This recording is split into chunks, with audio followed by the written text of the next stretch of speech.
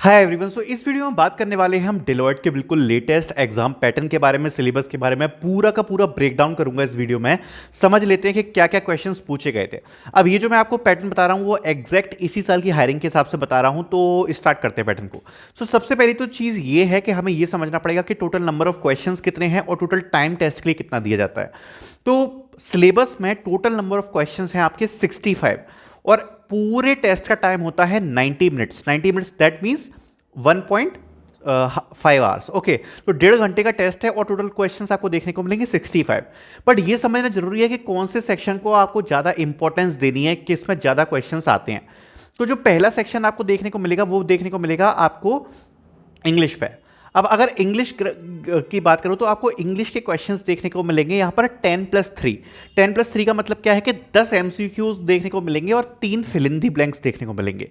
तो ये सब समझ में आ गई। पहला सेक्शन है आपका इंग्लिश। इंग्लिश में आपको देखने को मिलेंगे 10 MCQ plus 3 fill in the blanks. Next section होता है आपका क्वांट एंड रीजनिंग।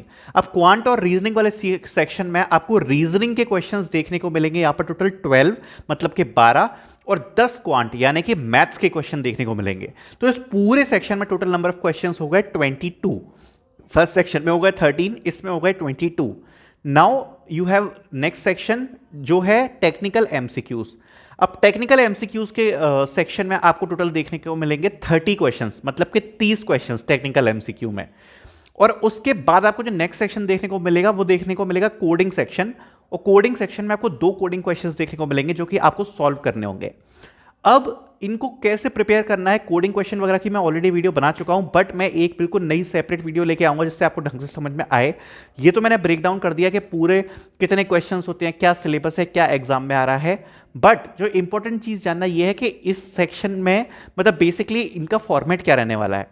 तो सबसे पहले जब आप टेस्ट देने जाओगे तो जितना भी आपको हर सेक्शन के हिसाब से आपको टेस्ट में टाइम दिया जाएगा, हर सेक्शन के हिसाब से। अगर आप उस टाइम के भीतर उस सेक्शन को कंप्लीट नहीं कर पाते और अगर टाइम ओवर हो जाता है तो आपको नेक्स्ट सेक्शन पे अपने आप फॉरवर्ड कर दिया जाएगा। ठीक है, नेक्स्ट सेक्शन पे आपको डायरेक्ट फॉरवर्ड कर दिया जाएगा। दूसरी बात, अगर आप नेक्स्ट सेक्शन पे जाना चाहते हो तो आप पहले वाले सेक्शन पे दोबारा वापस नहीं आओगे। सपोज अगर आप इंग्लिश सॉल्व कर रहे हो और अगर आप नेक्स्ट सेक्शन पे चले जाते हो तो आप वापस इंग्लिश पे नहीं आ पाओगे। और इंग्लिश हर सेक्शन का टाइम अलग अलग है। तो आप ये नहीं सोचना कि ये सेक्शन हमने जल्दी किया तो दूसरे सेक्शन में हमें ज़्यादा टाइम मिल जाएगा, नहीं, ऐसा कुछ नहीं है। एक सेक्शन को जब आप कंप्लीट करोगे तो दूसरे उसके लिए जो पर्टिकुलर टाइम है आपको उतना ही मिलेगा, दूसरे के लिए जितना पर्टिकुलर टाइम है आपको उतना ही मिलेगा।